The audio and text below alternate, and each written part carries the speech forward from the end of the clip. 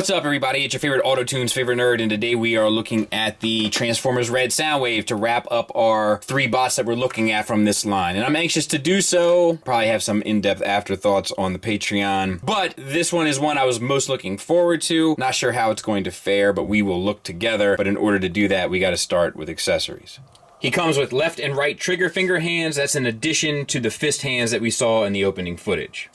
He comes with his 2 signature cannons, one without the gray bit and red stripes and one with the gray bit and red stripes. This one's obviously extended with the 3 red stripes and then the gray bit at the end. This one, not a lick of paint on her.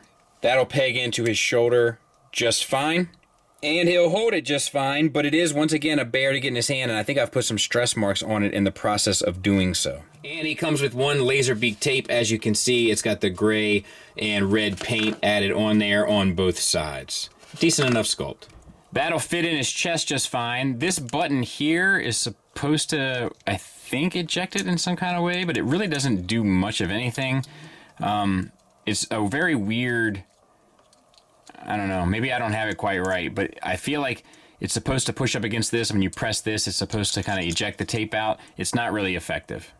And the head sculpt is nice, not as sharp as Megatron's, but not as dull as Optimus's. And we have gray paint added on and red paint added on for the visor. Once again, it's a double ball peg from the head to the neck.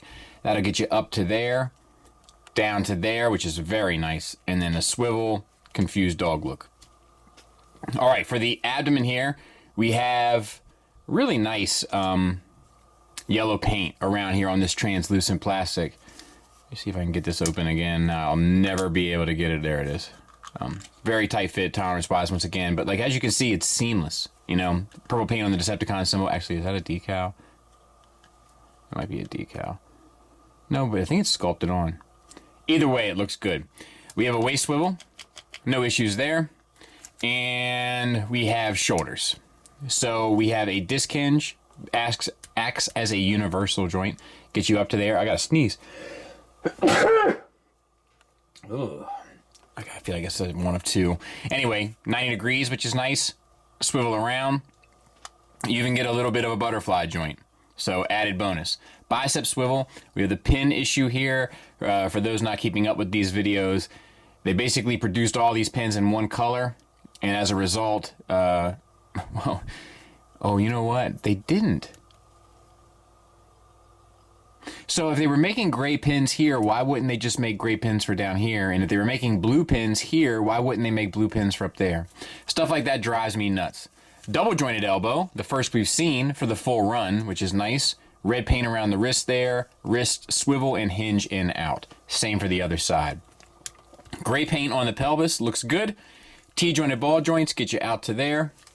Forward and back to there, a better range than most. Thigh swivel. This one's thigh is not fully like in there. I worry about that over time. And individual results will vary. Double jointed knee for a great run.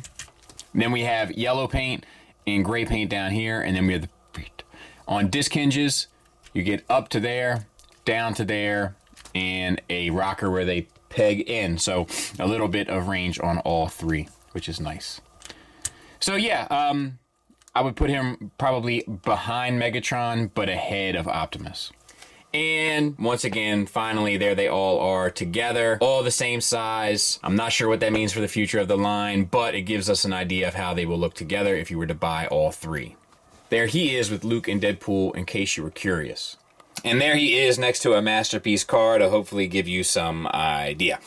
Final thoughts wise, let's start with the negatives. And you know, it's funny because I've applauded them for all their different hand choices for the past 2 releases, and now they get an opportunity to really do some like pointing hands and gesturing hands. I doubt that the molds are all that much different, and they don't do them, which is weird. So I would have liked more hands, especially some pointing hands and gesturing hands. I'm not sure why they didn't do that here. Also, ironically enough, this figure doesn't have the hang-ups that the other 2 do in regards to the ankle rocker, but because of the shape of the foot, it bangs up against this piece now, so it still limits the range, which is a bit of a bummer. And I don't think that the chest gimmick is supposed to work the way it works. I think it's probably supposed to work better, and it would be better if the hands were more appropriately tolerant to hold the weapon. And that's about all I got.